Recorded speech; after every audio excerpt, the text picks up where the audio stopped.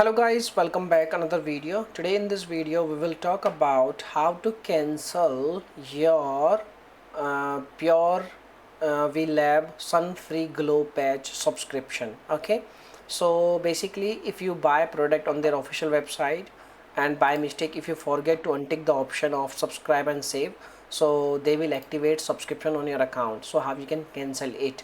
So the cancellation is very hard. So there is no method to cancel your subscription. The only way to cancel your subscription, you can make a request, you can contact with the customer support, you can like provider, like you need to find the email and you can compose an email. The email format you can see on your screen, and once your email is done, you need to send the email at their email address which is available on their official website, or you can send the same type of message on their contact us page. This is the one option.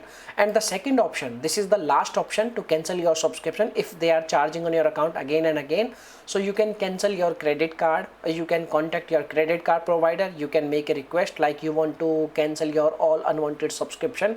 You can select your unwanted subscription and you can tell them that you wish to cancel this subscription. They will cancel your subscription or they will cancel your card.